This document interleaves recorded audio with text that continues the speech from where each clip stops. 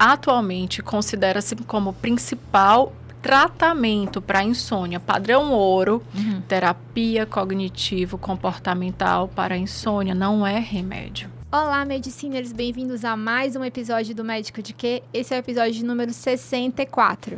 Eu sou Ana Gandolfi. Eu sou Raquel Teixeira. Esse é o Médico de Quê? O seu podcast de carreiras médicas. E outras cositas más. E antes de apresentar a nossa convidada especial da semana, eu queria chamar você que está assistindo no YouTube para curtir, compartilhar esse vídeo, se inscrever no canal. Ou se você está assistindo ou escutando pelo Spotify, porque também está em vídeo lá, não se esqueça de seguir a gente para não perder nenhum episódio. Os episódios do Médico de Quê vão ao ar sempre às segundas-feiras ao meio-dia. Dito isso, eu queria dizer que o tema da semana é Medicina do Sono e a gente vai receber Renata Botelho. Seja bem-vinda, Renata. Oi, obrigada pelo convite. Eu estou muito honrada de estar aqui hoje. Eu queria dizer que a gente está gravando, para quem está assistindo ou está só ouvindo, né? A gente está gravando em Fortaleza, então eu estou sozinha, sem a Ana dessa vez, mas na semana que vem ela vai estar de volta aqui no podcast. E a Renata é da minha turma da faculdade e é uma brilhante médica do sono, então hoje a gente vai conversar aí sobre esse tema que eu acho que tá a gente tem conversado muito mais, acho que nos últimos 5 anos, né? Está no hype, para usar a palavra do momento. É verdade. Mas antes de começar, Renata, conta pro pessoal que está assistindo quem que é a Renata. Bem, a gente se conhece, né, há alguns anos, né? Essa parte ninguém conta. Então, eu sou Renata, eu sou católica, sou casada, sou mãe de 2, né? A Helena de 7 anos e o Vinícius de 2 anos.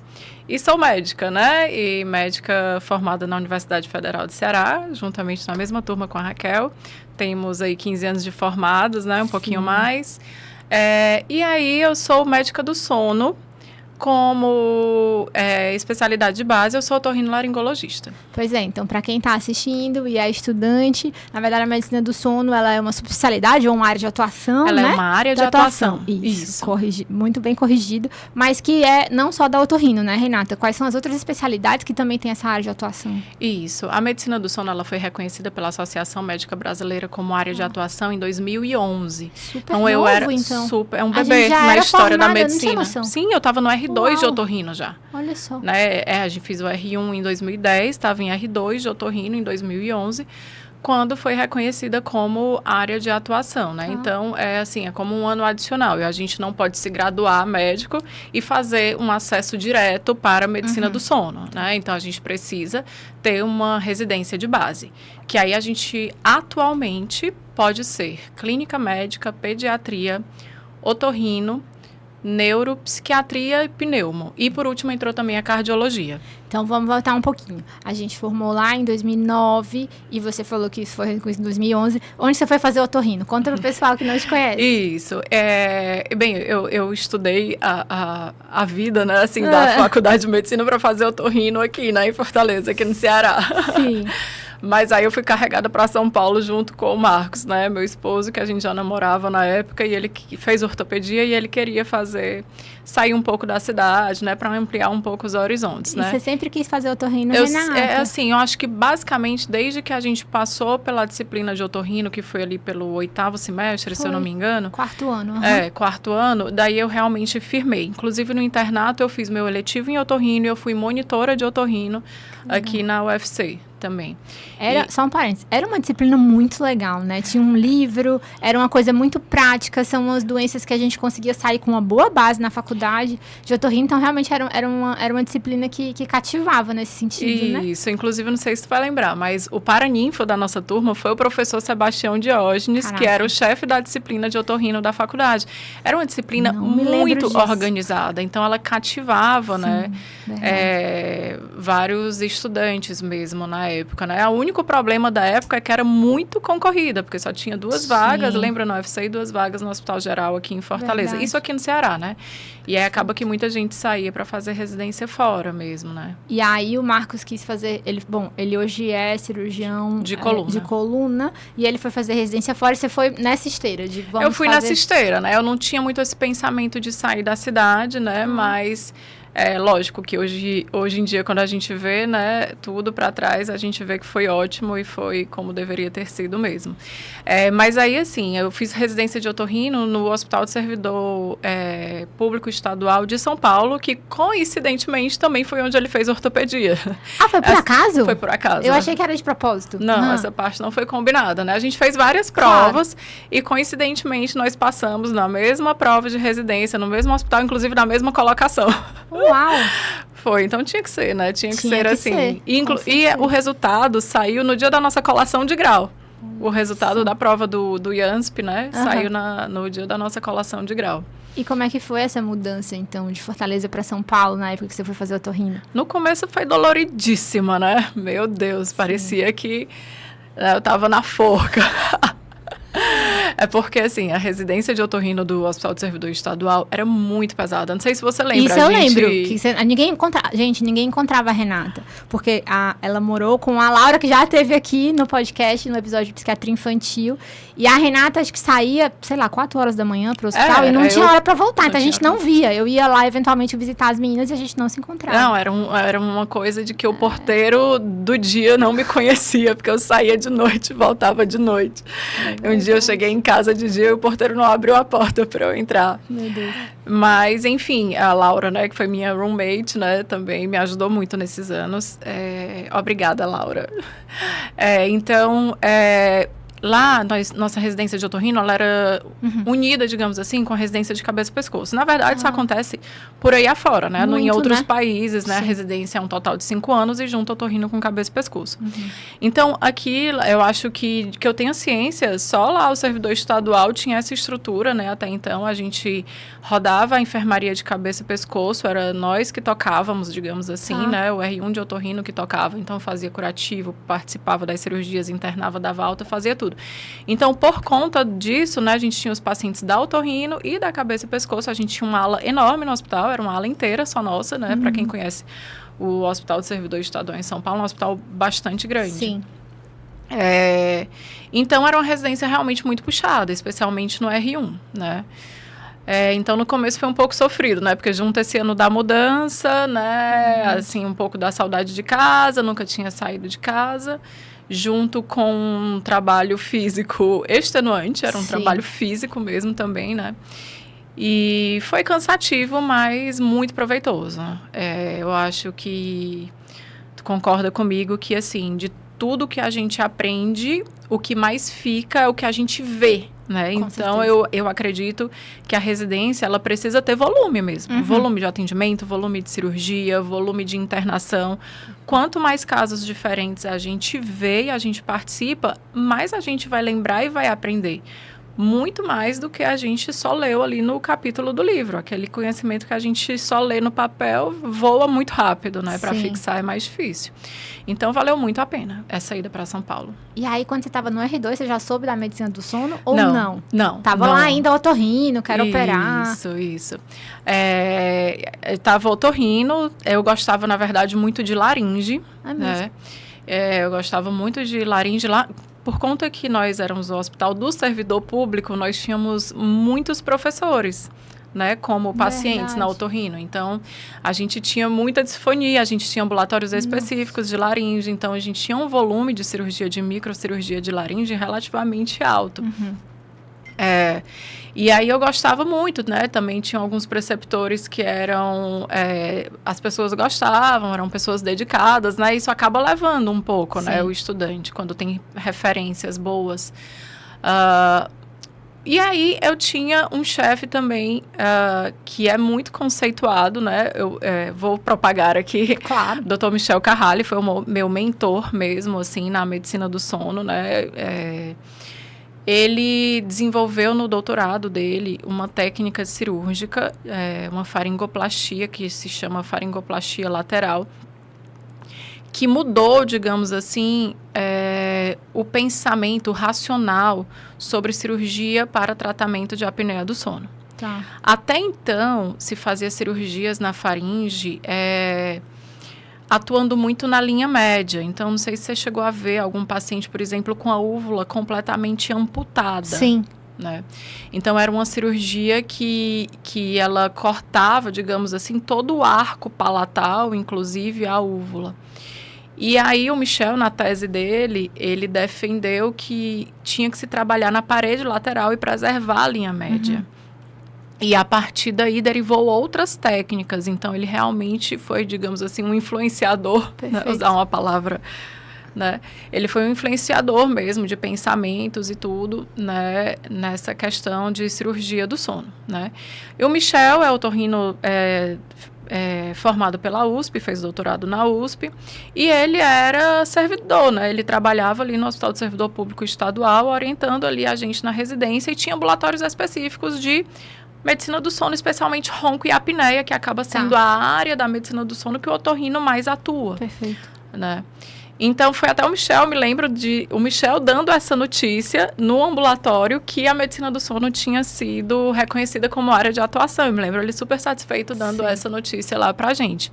Eu estava no R2, no ano seguinte, 2012, foi o R3, e eu estava decidida ainda, então, até então, a fazer laringe. E aí, no meu último rodízio do R3, eu estava rodando pelo rodízio da boca, né? Que a gente chamava lá, que a gente rodava separado, né? Ouvido, nariz, né?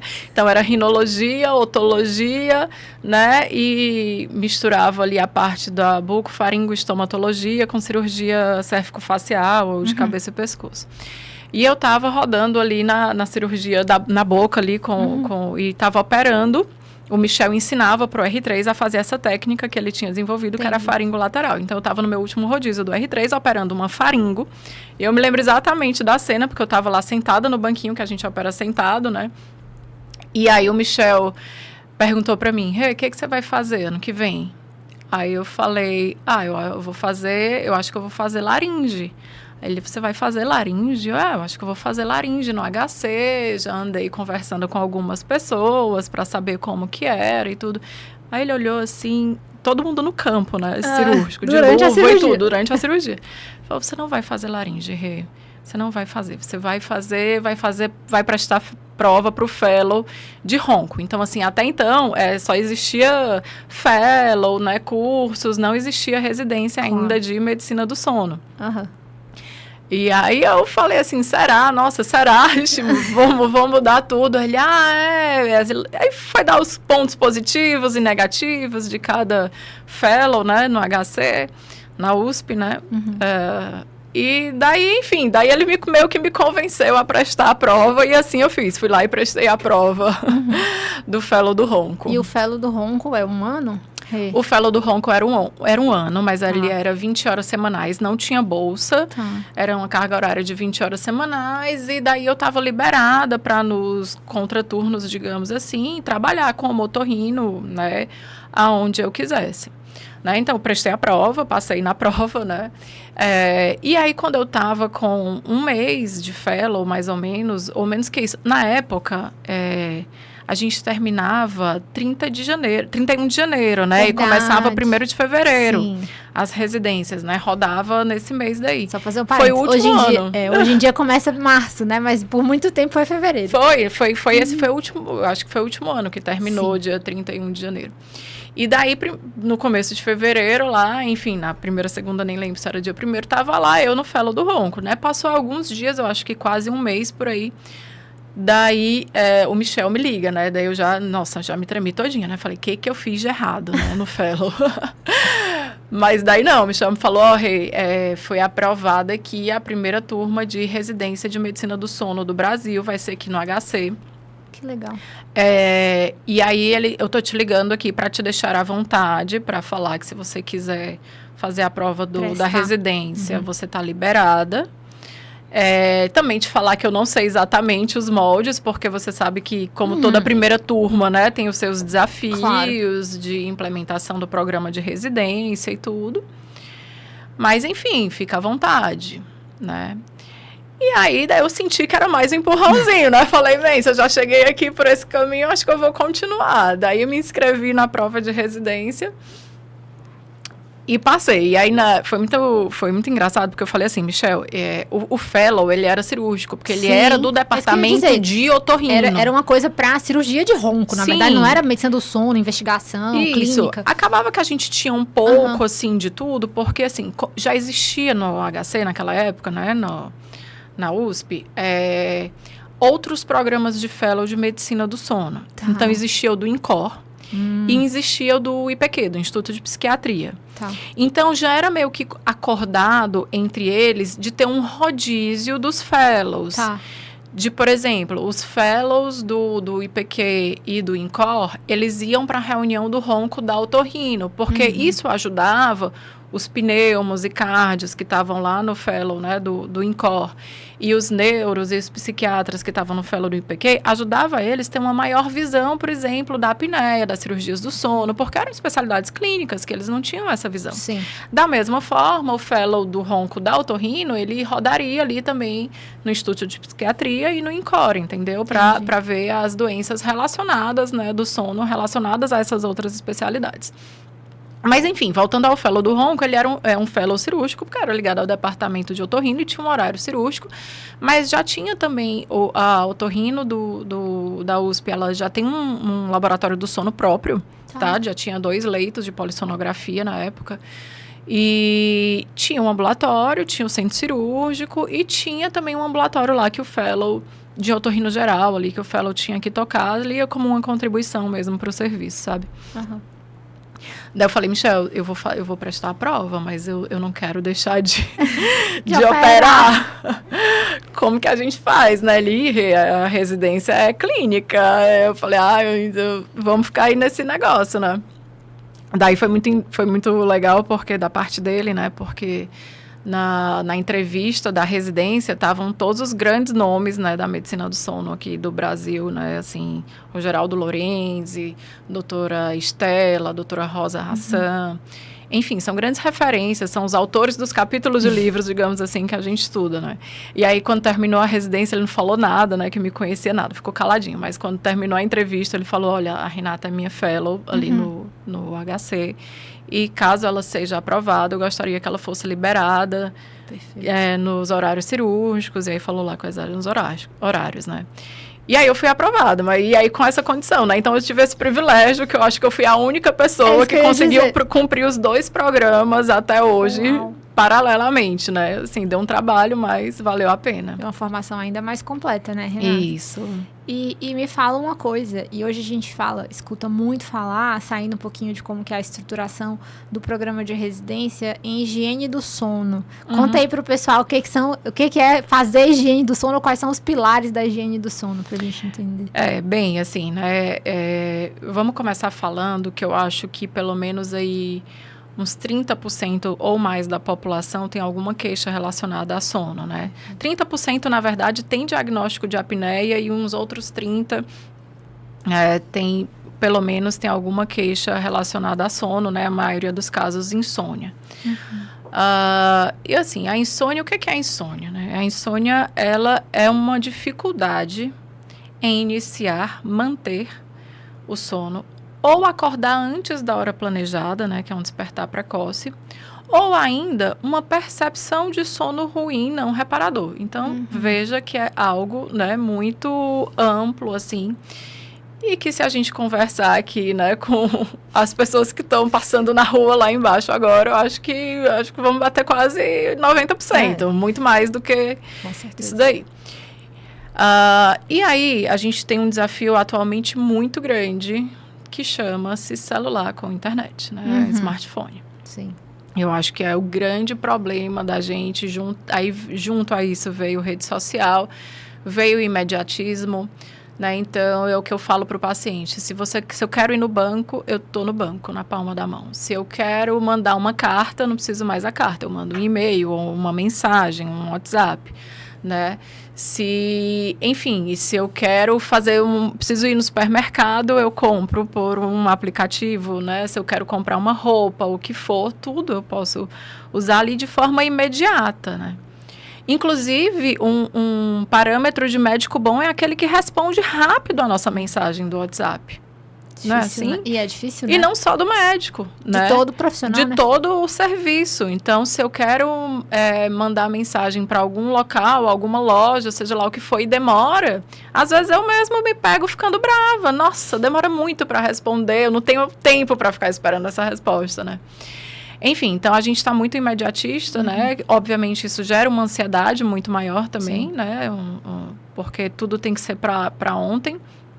E a gente está muito estimulado, porque a gente tem acesso a muita informação, boa e ruim também, né? E aí é muito difícil, né, a pessoa conseguir equilibrar o uso, o uso do telefone ou dos gadgets em geral de forma racional. Né? Então, a gente vê os pacientes vão para a cama, mas fica no celular, fica no tablet e tudo. E ainda fora o streaming de televisão, que eu posso escolher o filme que eu quero, a série que eu quero, na hora que eu quero. Enquanto na nossa época a gente só assistia de vez em quando passava, marcava a data que ia passar. Tinha que esperar, se perdeu, agora só semana que vem não tem repetição. Exatamente. Às vezes, né? Então, tá difícil, né? A gente manter uma boa higiene. Mas aí, para melhorar tudo isso, o que a gente teria que fazer? Na higiene do sono, é a gente manter um ambiente propenso ao início do sono, adequado. Então, eu preciso de um ambiente escuro. Então, vamos lembrar que a melatonina, que é um hormônio que dá, assim, a sinalização para o cérebro que a gente vai dormir, né? E que ajuda também a manter esse sono, ela é liberada e atua melhor no escuro. Então, a gente precisa de um ambiente escuro. E por isso que as telas são tão ruins, porque elas emitem, os LEDs, eles têm um comprimento de onda azul que ele bloqueia o efeito da melatonina, entende? Além do conteúdo, né? Sim. Que também pode ativar e despertar emoções, né? Boas ou ruins. Então, um ambiente escuro, silencioso, com temperatura agradável, né? Aqui no Ceará o pessoal pergunta, faz mal dormir de ar-condicionado? Eu falo, faz mal é tentar dormir no calor, né? Lógico que não é todo mundo que tem acesso. Doutora, esse menino só dorme no ventilador, coitado, né? Ainda bem que tem o ventilador, o ar, enfim, para ajudar. Então, temperatura agradável e interromper o uso desses gadgets umas 2 horas, né? Mas pelo menos, no mínimo, 1 horinha antes da hora de deitar. Então, assim, se você não é parteiro, né? Não tá esperando o menino nascer a qualquer hora, coloca lá em modo avião, que seja. Outra coisa, diminuir o máximo os alertas, né? Os aplicativos que emitem alerta, porque a gente é notificado o tempo todo. Exato. Então, diminuir isso, uma refeição mais leve antes do sono, não praticar exercício extenuante, porque daí vai aumentar a temperatura corporal, vai liberar adrenalina, e para baixar tudo isso vai demorar.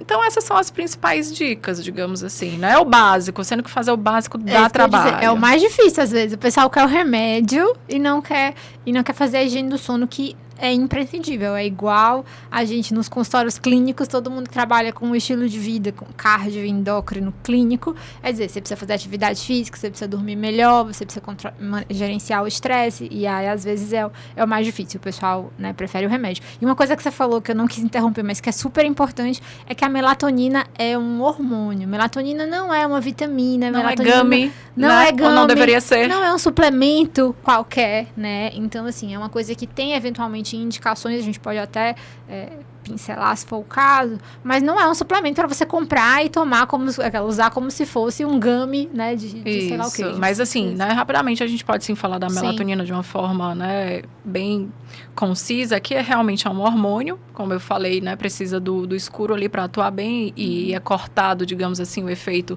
com a luz.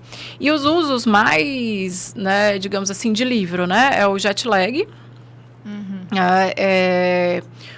E o jet lag social também, que na verdade são os distúrbios de ritmo circadiano, que é o atraso de fase do sono. Então, o que é isso? Aquela pessoa que tem como ritmo ir dormir muito tarde, tipo de madrugada, 2 horas da manhã, e se deixar correr livre, ela vai até meio-dia e fica bem. Se deixar fazer esse ritmo aí, tá tudo ótimo. Se ela puder trabalhar à tarde, fazer os compromissos dela da tarde para de noite, é um momento, inclusive, melhor, mais produtivo, mais criativo. Normalmente, essas pessoas têm um distúrbio de ritmo circadiano que a gente chama de atraso de fase. Daí, eventualmente, esse cidadão tem que bater ponto 8 horas da manhã. E aí precisa antecipar a fase. É difícil lutar contra o ritmo próprio, porque isso envolve liberações hormonais, não só de melatonina, cortisol, dentre outros, claro. Mas a gente usa, às vezes, a melatonina nesses casos para tentar antecipar o ritmo, tá? Também, por exemplo, em idosos institucionalizados, porque muitas vezes eles estão ali num local com mais de vários idosos, né, acamados, e aí tem às vezes um serviço assistencial ali, aquela luz sempre ligada, sempre acende, né? Ou paciente com amaurose, né, que é total, porque ele não tem essa diferenciação do claro do escuro. Então, lembra que eu falei que é importante para ciclar, para o ritmo circadiano, né, essa questão da liberação da melatonina. Então, são casos que sim, às vezes, ela realmente é indicada, né? Na maioria das vezes que o paciente chega, um paciente jovem ou adulto jovem tomando melatonina, porque não era isso que estava causando, é todo o resto que a gente já comentou. Rê, e aí, pensando agora da gente conversar um pouco sobre a sarro, sobre a apneia, hipopneia, o programa de residência de medicina do sono é 1 ano também, igual era o Fellow? Isso, e vocês fazem tanto diagnóstico, sim, aprendem a fazer os testes diagnósticos e os tratamentos, né? Isso. O programa de residência é um programa de residência com carga horária de residência, full, né? Full mesmo, né? Daí, no caso, né? Por exemplo, quando eu migrei, eu realmente migrei, passei a ter bolsa, né? Por exemplo, porque realmente não dava para dar conta de trabalhar, né? Mesmo já tendo título de otorrino, eu não conseguia realmente trabalhar fora, porque nós rodávamos ali no todo o complexo, né? Daí eu vou falar da minha experiência, tá? Da USP, né? Logicamente, cada programa de residência tem aí seus pormenores, mas a minha experiência era isso, a gente fazia rodízios no INCOR, no Instituto de Psiquiatria, no Instituto da Criança, que entrou junto na leva lá da residência, e no Instituto Central, que era onde tinha o bloco lá da otorrinolaringologia. Todos esses institutos tinham seus laboratórios de sono próprio, com leito de polissonografia, então a gente laudava em todos eles, participava do ambulatório de todos eles.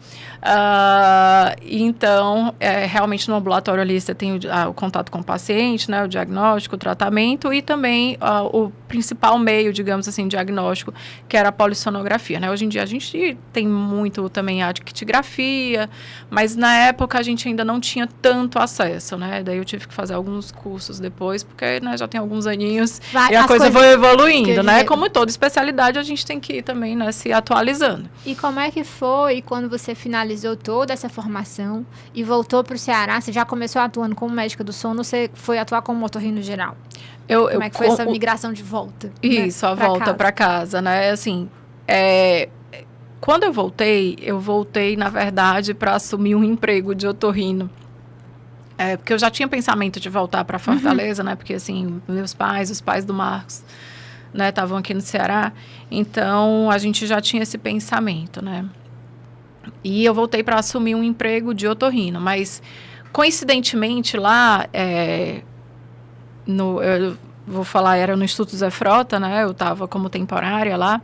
Coincidentemente lá tinham 2 otorrinos que tinham suas clínicas de otorrino. E um deles me entrou em contato comigo especificamente porque ele estava começando a ter acesso a esses equipamentos de diagnóstico de sono, mas ele não tinha, né, o know-how na área e tudo, e queria alguém especializado. E alguém do primo, do amigo, enfim, já tinha falado no meu nome para ele. Coincidentemente, eu era a mesma pessoa que tinha entrado lá no IJF como temporária. Olha né? só. Que é o Dr. João Cateb, estou lá até hoje também, trabalho lá com ele há 10 anos. Que, aliás, só um parênteses, foi meu otorrino quando eu era criança. Por muitos e muitos anos. Isso. E o outro colega, Dr. André Alencar, que o futuro presidente da Associação Brasileira de Otorrino, atualmente vice-presidente, né, vai tomar posse no fim do ano, que também é sócio de uma das clínicas que eu trabalho aqui.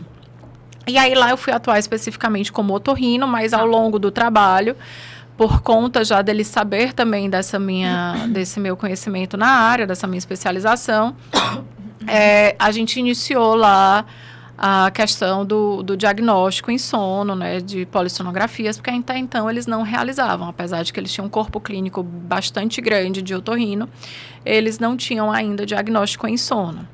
Então, eu, juntamente com outros colegas que depois se especializaram, a gente iniciou esse trabalho lá na clínica também. Então, atualmente, né, assim, resumindo hoje, né, há 10 anos depois, eu atuo em consultório, né, privado de medicina do sono. Faço laudos de polissonografia. Atualmente estou fazendo apenas exames domiciliares, não tenho trabalhado com exames completos, né, que a gente chama de tipo 1. Para esses casos, eu indico outros colegas aqui.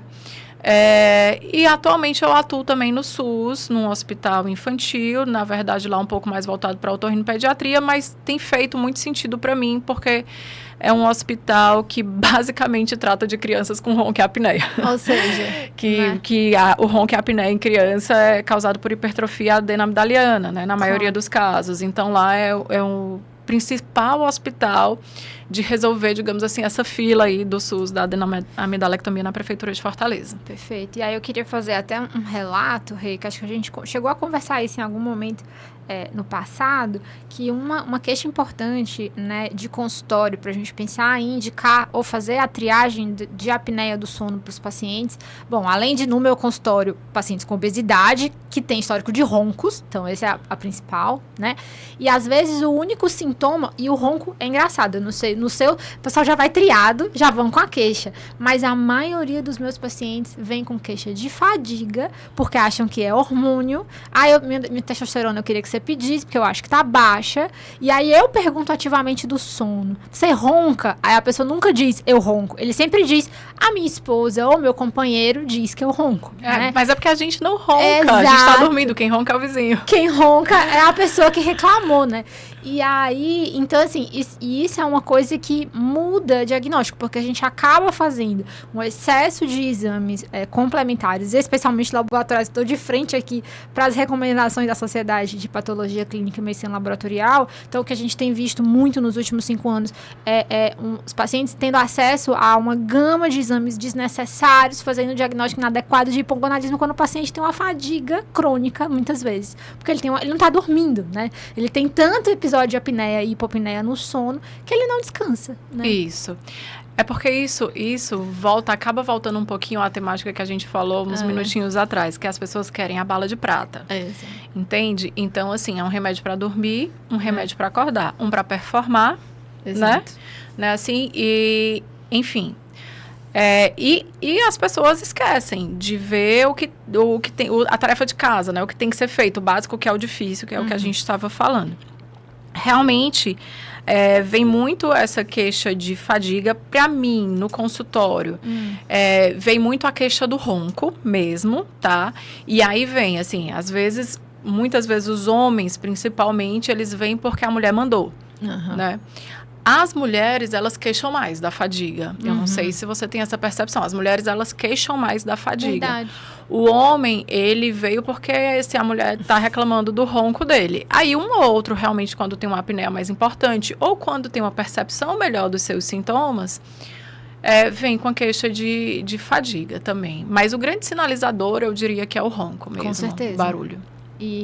E aí é isso. E a questão de indicar o exame, né? Porque muitas vezes o médico que vai ver esse paciente, para você que está escutando, vai ser o clínico, o endócrino, o cardiologista, que é ele quem passa uma vez por ano, né? É uma doença que existe nas crianças, mas a gente vê com uma prevalência maior, acho que conforme o envelhecimento e o aumento de sobrepeso e obesidade na população. A gente acabou de passar agora no Congresso Cearense, né? O Encontro Cearense de Endócrino aqui em Fortaleza, e a Fortaleza é uma capital em que mais da metade da população já está com sobrepeso e obesidade. Então, especialmente nas crianças, e isso é uma prevalência que a gente tá, olha os vistos, tá na rua, né? Todo dia. Então, a gente tem visto esses diagnósticos cada vez mais precoce, né, Renata? E a história clínica, acho que ela é muito importante, porque às vezes não é a queixa que o paciente vai trazer. Para o consultório de medicina do sono, alguém já mandou, que ele não acordou e disse assim, quero ir no médico do sono hoje. Isso, né? Muita gente, na verdade, nem conhece que existe essa especialidade. Então, assim, realmente, se você for... Eu pergunto para o paciente, né? Como que ele chegou em mim? Assim, a demanda espontânea não é a maioria, né? Tem um ou outro mais antenado que pesquisa, né? Que pesquisa na internet, dá ali o Google, né? Enfim... E acha, mas a maioria realmente vem encaminhado. Daí eu recebo muito paciente de endócrino, muito de cardiologista e aí para os cardios, o recado para os cardios agora, hipertensão noturna ou de difícil controle, tem que fazer polissono, né? Outra coisa que eu atendo muito, né, dos colegas aí arritmologistas, fibrilação atrial. Muita fibrilação atrial e atualmente o pessoal tomando Venvance a rodo, enfim, junto com testosterona, tudo, e apneico. Então, eu pego fibrilação em jovem, muitas vezes, tá? Que mais? Esses são os principais, eu diria, tá? Sim, os oftalmos também, tá? Oftalmo tem mandado muito paciente, tem algumas doenças que estão relacionadas à apneia do sono, as tonturas também já comprovadamente, alguns casos, os otoneurologistas, né, que são os otorrinos especializados em tonturas, zumbido e tudo. Gente, amigo, você que é otorrino, é o sintoma mais difícil da medicina. Gente, tontura, você quer deixar o clínico louco, aí chega no consultório com uma queixa de tontura. Isso. Meu Deus, é o pavor da clínica médica. E zumbido, né, eu acho que também, meu Deus. Também. Mas eu brinco pro paciente da tontura, que tontura aí o pessoal do Ceará vai entender, né, do Nordeste, tontura é igual gastura, né? Total. Pode ser tudo. Tontura é igual gastura, porque pode ser tudo. Eu tô com a gastura. O que é gastura, pelo amor de Deus? Então, tontura é pré-síncope, tontura é vertigem, tontura é... um AVC posterior. É um AVC posterior. Tontura é a vista ruim, né? É dificílimo. É um diagnóstico diferencial muito difícil, mas é importante lembrar das apneias também. Isso, né? Exato.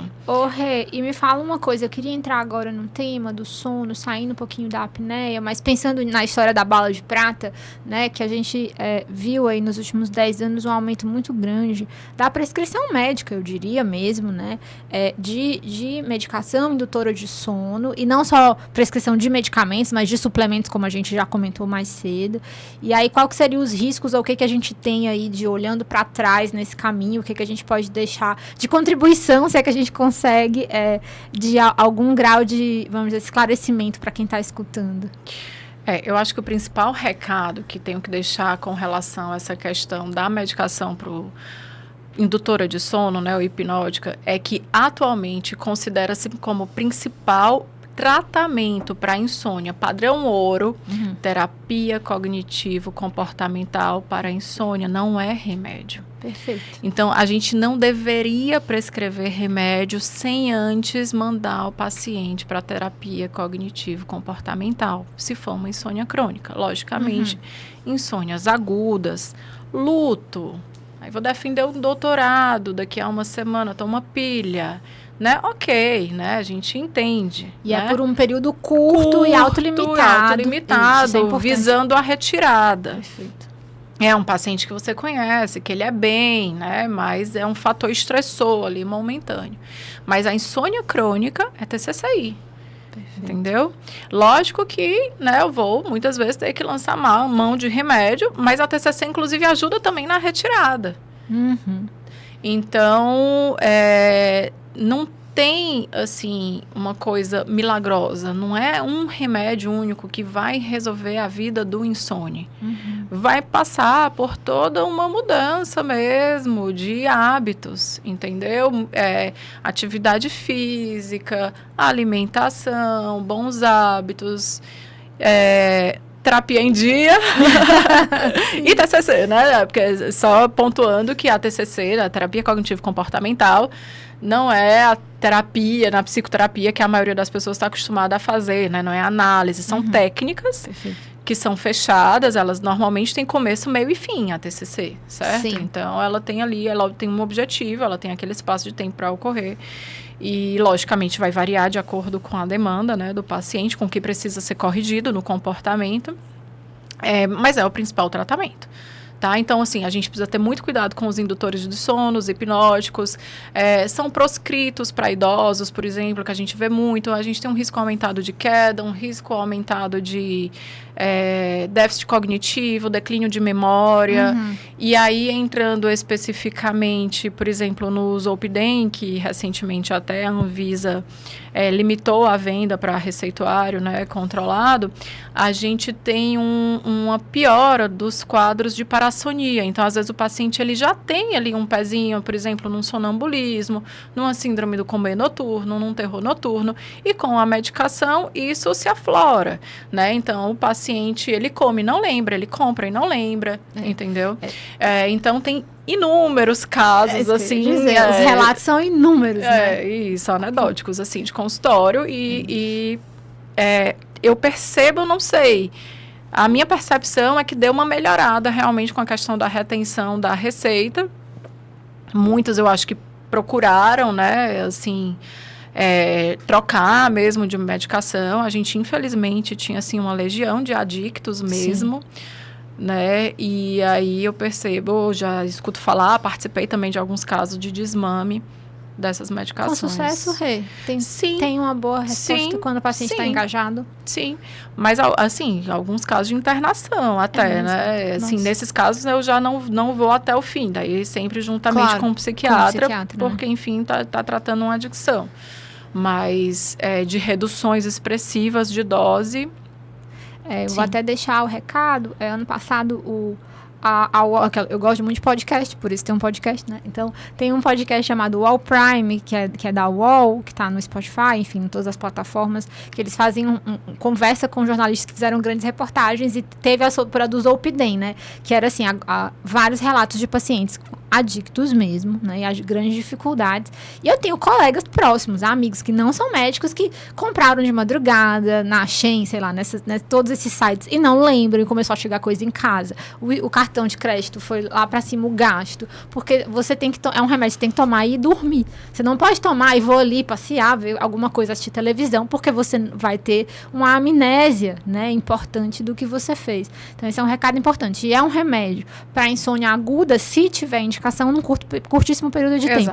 Eu falo isso porque a maioria das pessoas que prescreviam não eram nem médicos do sono, nem psiquiatras, né? Sim. Por muito tempo. Virou, por exemplo, a medicação que o gineco passava, porque muitas vezes o gineco é o único médico que a mulher procura, ou que o endócrino passava mesmo, ou o cardiologista, porque o paciente estava ali tendo aquelas palpitações para ansiedade e tal, e precisava dormir, né? Enfim, todo mundo entrou nesse barco aí, pra falar a verdade, sabe? Todo mundo entrou. E aí agora a coisa ficou um pouquinho mais complicada, e eu acho que foi importante. Eu vi com bons olhos quando houve essa mudança no passado, exatamente porque eu já tinha visto casos, não no meu consultório, eu sou chata nesse sentido, Renata. Eu não tenho receituário azul no consultório, eu poderia ter, assim, e não tenho receituário amarelo, por exemplo, existe indicação de medicação para compulsão alimentar, que o endócrino é estimulado a prescrever, eu poderia usar no tratamento da obesidade, mas eu costumo brincar que se é um remédio que eu não sei tratar a complicação, eu não prescrevo. Sim. Então, assim, um paciente que você usa, por exemplo, um psicoestimulante, e que você tem ali uma depressão bipolar, que você é subdiagnosticada, você não sabe fazer esse diagnóstico, o paciente tem uma virada maníaca com aquele psicoestimulante, eu não sei tratar isso, né? Sim. Então, eu não uso. Então, eu tenho muito cuidado. E uma coisa importante que você falou, que acho que do gineco, da mulher com insônia, fora todas as causas ambientais, né, de casamento, de trabalho, de sobrecarga, de muita sobrecarga materna quando essa mulher é casada, o próprio climatério é uma causa importantíssima de insônia. E o tratamento não é dar remédio para o sono, é tratar o climatério dessa mulher, né? Isso. Usar o estrogênio é o principal hormônio que reduz a alteração do sono dessa mulher na pós-menopausa. E o próprio apneia do sono, se ela tiver, porque muitas vezes a mulher tem um aumento de gordura visceral, um ganho de peso nesse período de transição menopausal e tem uma apneia do sono não diagnosticada. Então... Exatamente. E assim, eu atendi esses dias um médico, né? Eu atendo muitos médicos e familiares de médico. Eu também. E aí, daí ele falou, ele brincou assim, quando terminou a consulta, ele brincou assim, nossa, eu tava esperando a hora que você ia perguntar do barbeiro, porque ele falou que fazia muito tempo que ele não ia no médico para ter uma anamnese tão extensa. Pois é. Mas presta atenção em tudo que você falou agora, a mulher, menopausa, sobrepeso, gente, é um mundo, então realmente precisa ser uma anamnese extensa. O sono, ele não começa de noite, ele começa de dia em tudo que a pessoa faz, envolve várias comorbidades, distúrbios de tireoide, na endócrino, né, para citar, de GH, liberação de GH, né, de hormônio de crescimento, é um dos que está mais relacionado à apneia do sono. Daí vem, como eu te falei, a questão da cardiologia, a hipertensão noturna, a hipertensão de difícil controle. Nossa, é um mundo, o climatério nas mulheres. Aí, para não falar, então, dos transtornos de humor, de ansiedade, que estão intimamente relacionados, né, com as insônias comórbidas, né, que a gente chama, que vem junto com esses transtornos. Então, assim, fácil não é, tá? É difícil, mas eu amo. Ô, Rei, você segue operando ainda hoje? Sim, sigo operando muitas crianças lá no hospital infantil, né? Na prefeitura a gente tem uma fila enorme. E também no privado, opero junto com a Raquel Lima Verde, que também é otorrino e médica do sono. Temos essa parceria aí nas cirurgias. Legal. E me fala uma coisa, e além do que a gente já comentou, que melatonina, gente, não é suplemento, né? Eu vou entrar, já passou, estamos quase no final, já pode entrar na polêmica. O que eu recebo, e aí é uma pergunta, aquela, da ignorância do endócrino, de gente tomando magnésio pra dormir, comente, discorra. Então, assim, até agora a gente não tem muito suporte na literatura, certo? Para isso. Assim, eu também recebo um monte. Nossa. As pessoas acreditam muito. As pessoas acreditam muito. E aí, muito. gente, eu entro no jogo do reimoso, entendeu? Eu brinco assim, que o paciente, quando ele, né, tem alguma questão ali inflamatória, ele fala assim, doutora, não posso comer caranguejo não, né? Faz mal, né? Eu digo, com né? certeza, se você tá achando que faz mal, não coma. Eu come. Também sou desse. Aí daí tem o outro que chega assim, ó, os pacientes vão me pegar agora, né? Doutora, esse negócio de reimoso não existe não, né? Eu posso comer caranguejo? Isso que pode, nossa, vai na fé, entendeu? Então, assim, ali o magnésio é um xixi talvez mais caro, né? Como diria os influencers. Uma pequena alteração intestinal que vai dar, enfim, isso, mas né? assim, por enquanto, pouca não evidência, tem, né? Pouca evidência. Precisa vir coisa mais robusta pra gente acreditar mais. Isso. Então, e não é uma coisa barata muitas vezes. Tudo que você vê que tem 15 apresentações, provavelmente, né? Não tem nenhuma que tenha uma grande evidência. Outra coisa que, né? assim, já percebeu que muitas vezes o magnésio, quando a pessoa toma, ele veio junto de outros suplementos também, ou de outras vitaminas. Então, sei lá o que está fazendo bem exatamente, né, para esse paciente. Inclusive nada. E aí, então, isso é uma coisa importante, porque cada vez mais os nossos estudantes, né, e quem está escutando a gente é bombardeado por informação de influência. Você falou aí na melatonina em gominha, a gente tem os 15 mil suplementos se você ligar a televisão ou abrir o YouTube, vai ter propaganda. Agora que a gente falou, quando isso aqui foi publicado, provavelmente vai ter no meio desse episódio uma propaganda de suplemento. Então, assim, a gente ter muito cuidado, e eu costumo dizer, quanto custou isso? Será que não vale mais a pena você fazer uma terapia cognitivo?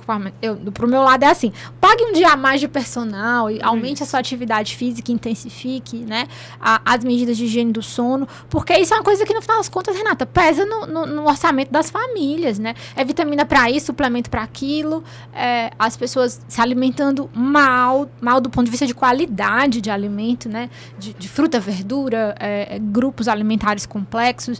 Então, acho que isso é uma coisa importante para a gente não acreditar na bala de prata, que eu acho que foi uma frase importante que você trouxe. E me conta uma coisa mais, assim, alguma outra fake news do sono que eu não comentei, que você lembra? Tem que várias. Apareceu. Por exemplo, para tratar ronco, mini CPAP, um negócio que coloca assim no nariz, que era super pequenininho, em tese um motor bem pequenininho. Não funciona, não é nem o FDA nunca aprovou aquilo lá. Daí, aqueles dilatadores nasais também, né? Que, assim, às vezes até o paciente tem alguma insuficiência de válvula nasal, que é uma regiãozinha do nariz ali que aumenta a resistência da via aérea, que às vezes até ajuda mesmo, né? Mas não para tratar ronco e apneia. Faixa anti-ronco. Nossa, essa da faixa anti-ronco era num grau. Mas peraí, como que é uma faixa aqui? Uma faixa, assim, né? Que prende, assim, prende pra pessoa pessoa fechar a boca, ficar amarrada. Que loucura. E assim, essa da faixa anti-ronco foi tão surreal. Sério, eu era tão cansada de explicar da faixa anti-ronco que eu tinha na gaveta do consultório, não tô brincando. Uma faixa anti-ronco. O artigo, você tinha o artigo desmistificando a faixa anti-ronco, provando que era fake news, porque alguém publicou um trabalho que era um estudo de um relato de caso. Enfim, desse relato de caso veio uma faixa anti-ronco. Meu Deus. E aí, tal hora, eu tinha o artigo na gaveta, olha. Veja bem. Tá aqui, ó. Pronto. Porque assim, gente, eu era cansada. Mas assim, só um parênteses, que a gente usa algo muito semelhante, que a gente chama de queixeira, no paciente que é usuário de CPAP, que ele está tratando a apneia, está de forma adequada, mas às vezes ele tem escape pela boca, né, por ter uma hipotonia da musculatura peroral, enfim, do orbicular da boca, ou por ele ter passado tanto tempo precisando mesmo abrir a boca, recrutando dilatador de faringe ali para abrir a via aérea, e às vezes ele não fecha a boca, né, e a partir do momento que a gente põe o CPAP, às vezes ele tem escape de ar e reclama, então a gente usa isso como uma queixeira, mas não como tratamento único para tratar a apneia, entendeu? Essas são grandes fake news. Essas do ronco tem várias. E de vez em quando surge alguma, o pessoal é criativo, bom? né? O pessoal é criativo. Vai aparecendo. Quando vocês escutarem isso aqui, já deve ter um novo device. Então, muita calma nessa hora. Tudo que é muito, muito novidade revolucionária, a gente normalmente espera para indicar no consultório. Ô, Renata, e o CPAP? Vamos começar um pouquinho sobre o CPAP para explicar para quem está ouvindo, porque tem gente acho que não sabe o que é o principal tratamento hoje em dia, né, para apneia e hipopneia do sono. E a cirurgia ainda tem as suas indicações, é uma coisa mais a cirurgia tem o CPAP, o que é o CPAP? O CPAP é uma sigla, né, CPAP, que vem do inglês, né, que significa pressão positiva contínua em via aérea, né? Então, o que é a apneia do sono, né? Vamos voltar 2 casas, né? Para a gente entender isso de forma rápida, né? Que eu sei que a gente tem um tempo limitado.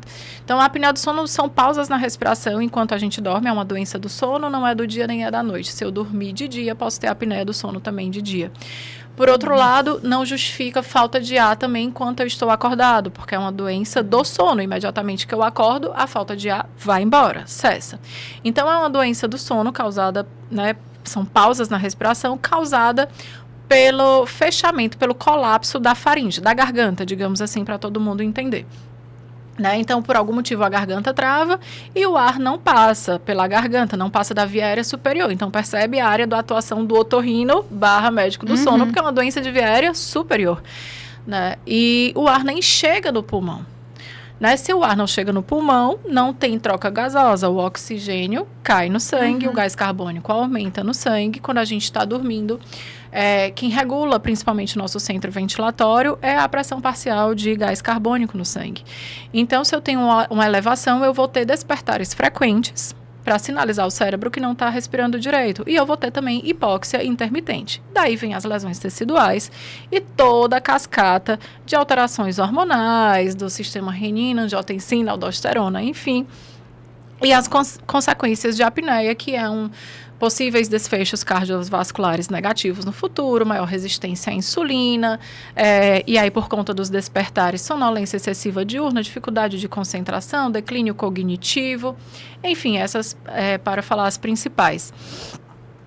Então, no tratamento da apneia, o padrão ouro, digamos, mais aceito mundialmente, né, um tratamento que é clínico, né, não cirúrgico, com poucos riscos, é o uso do CPAP, dando pressão positiva na via aérea desse paciente. Isso vai funcionar como um coxim pneumático, vou forçar a abertura dessa via aérea. Então, eu falo muito para o paciente assim, é como se eu tivesse um pneu murcho de bicicleta, né, que eu consigo encostar uma parede do pneu na outra, e na hora que a gente coloca a bomba de ar e enche esse pneu, eu não consigo mais fechar. Então, abriu a via aérea. Então, essa pressão positiva vai forçar a abertura da faringe e vai diminuir a resistência à respiração. E aí eu vou respirar com mais facilidade. Quem vai dar toda a mecânica, todo o movimento respiratório é o paciente. O CPAP ele vai só ajudar diminuindo a resistência para aquela respiração. certo? Isso, essa é a grande diferença para quem é estudante da ventilação mecânica. Porque as pessoas começam a achar, eu vou ficar entubado para dormir? Não. Isso. E, inclusive, a gente usa ar ambiente, tá? Isso. Não tem suplemento de O2, a não ser que o paciente tenha comorbidades, né? Tipo uma DPOC grave, enfim, dependente de O2, junto com a apneia, e aí realmente vou ter que suplementar. Mas, enfim, qual era a pergunta mesmo do CPAP? Qual que era, hoje em dia, a indicação cirúrgica? Se é que ainda tem um grande espaço para cirurgia nesses casos, que eu acho que o tratamento clínico ainda acho que a primeira escolha. Sim, quando o paciente tem questões anatômicas importantes, né? Porque, assim, esse aumento de resistência da via aérea que acontece na apneia e faz o paciente parar de respirar, ele pode ser, por exemplo, porque o cara tem uma amígdala que encosta uma na outra. Então, assim, não adianta eu ficar colocando o ar pressurizado, eu tenho que desobstruir mecanicamente, Se for anatômico o problema, então, eventualmente você intervém, né? Exatamente. Então, amígdalas grandes ou um músculo na faringe, né, muito, muito forte. Eventualmente, cirurgias nasais, não como tratamento único, mas até para adequar e ajudar nas outras terapias, como o CPAP ou dispositivos intraorais que a gente também usa para tratar a apneia. Então, a cirurgia tem sim ainda o seu papel, né? E falando especificamente do papel do otorrino também como o melhor avaliador de via aérea, digamos assim, né? Porque a gente não só tem o exame físico, mas a gente tem o exame endoscópico, né? A nasofibrolaringoscopia e mais recentemente, mas não tão nova assim, a sonoendoscopia, né? Que é uma naso feita durante o sono induzido. Já tem protocolos que tem as doses de medicações acompanhado ali por bis, né? Que acompanha ali as ondas cerebrais para simular o sono natural. Então, já tem aquela dose padrão ali de protocolos, lógico, avaliando paciente a paciente. E aí, a gente consegue avaliar a via aérea durante o sono. Maravilhoso. Gente, é um mundo. É um mundo. Fora tudo da clínica, parassonias e tudo mais. Nossa, não falamos nem... Mas acho que fica para uma próxima oportunidade, né? Porque acho que são as coisas mais raras e talvez a gente nem conseguisse mesmo falar. Mas é brilhante, é uma especialidade nova que eu não sabia. Então, assim, uma vastidão de coisas pra gente... e é uma queixa muito comum no consultório. Uma frase que eu ouvi recentemente desse meu paciente específico, que era um homem de 40 anos, que tinha uma filha pequena em casa, a esposa estava grávida, e ele veio com essa queixa de fadiga, e a primeira coisa que eu falo pro paciente quando ele chega no consultório provavelmente não é hormonal, não se frustre se eu pedir os exames e vier tudo normal, e ele tinha uma apneia grave e tratou. E o que a gente mais escuta, né, Renata, é assim, nossa, o CPAP mudou minha vida. Né? Porque esses pacientes, eles passam a não ter esse cansaço, essa fadiga no outro dia. Então, é realmente um tratamento interessante. Sim, amiga. E, assim, eu tive uma paciente muito marcante esses dias, assim. Acho que não tem de 2 meses pra cá, digamos. É uma paciente com depressão grave, polimedicada, sabe? Mas, assim, eu olhava naquela menina, assim, e eu olhava assim, meu Deus, essa menina tem um potencial. E eu preciso ajudar ela, sabe? E ela se queixava muito que ela falava pro psiquiatra que ela não tinha força, ela não tinha energia, ela não conseguia levantar para fazer uma atividade física. E tal hora ele começou a falar assim, você tem que querer também. Então chegou num tal de aumentar remédio, mexer dose, / você também tem que ter a força de vontade, querer e tudo. A apneia é grave. Olha só. Uma apneia muito grave. Muito grave. Com muita dessaturação. Essa mulher, no primeiro dia que ela usou o CPAP, ela mandou mensagem pro fisioterapeuta que estava me ajudando na adaptação dela. Ela falou, nossa, eu dormi a noite toda 8 horas. Assim, eu acordei naturalmente, sei lá, super cedo lá da manhã, mas eu achei tão incrível que eu quis voltar a dormir de novo para saber como era interessante dormir bem. Gente, esse caso me marcou tanto, porque assim, fica de alerta, sabe? Nem sempre é só a força de vontade que tá faltando. Ou eu tô faltando remédio mais ainda pra antidepressivo, remédio, né? Mais ainda, entendeu? Perfeito, que legal. Acho que com isso você pode deixar seu recado final para quem tá assistindo, porque a gente já tá, você vê como passa rápido, tá quase finalizando. Deixa aí um recado final para quem tem interesse na medicina do sono ou tem curiosidade sobre insônia e sono no geral. Sim, né, para os colegas médicos que estão se formando, né, realmente, assim, uma área de atuação, né, precisa ter uma residência antes. Temos alguns centros de residência médica já aqui no Brasil, inclusive aqui em Fortaleza, tá? Temos programa de residência na Universidade Federal de Ceará, professor Manuel Sobreira, lá na chefia. é um caminho muito legal, não é fácil, é difícil, mas, enfim, tem que se apaixonar, eu gosto muito, foi muito diferente para mim, eu não imaginei, quando eu me formei pensando em fazer otorrino, que eu estaria aqui hoje. Então, também queria aproveitar para agradecer a oportunidade, né, a todo mundo que participou dessa caminhada, né, e que ainda participa de ensino e tudo, compartilhando conhecimento, e eu espero também poder, ao longo aí do caminho, ter contribuído com a formação de alguma pessoa. Para os pacientes que estão assistindo, é isso que a gente falou tudo até aqui, não existe uma fórmula mágica, existe hábito, rotina, atividade física, alimentação, pegar um solzinho para ajudar a ciclar, hábitos de higiene do sono, terapia em dia, atividade física e provavelmente vai dar certo. Mas se ainda assim tiver difícil, procure um médico do sono. E para você ter certeza se ele é especialista, você entra no site do CRM e você vê se o médico tem RQE em medicina do sono. Isso é muito importante, a gente parar de acreditar em especialistas de internet e buscar especialistas de verdade, com uma formação confiável, a quem você possa entregar a sua saúde. Renata, sua rede social é aberta? Quem A quiser minha te mandar rede social mensagem. é aberta, mas eu sou péssima nisso, entendeu? Ai, mas se procurar o meu nome no CRM, vai estar lá os meus 2 numerozinhos de RQE, de otorrino e medicina do sono. Tá ótimo. Gente, amiga, foi um prazer te receber. Eu amei. Me senti em casa, super à vontade. Acho que eu mandei bem. Maravilhosamente bem.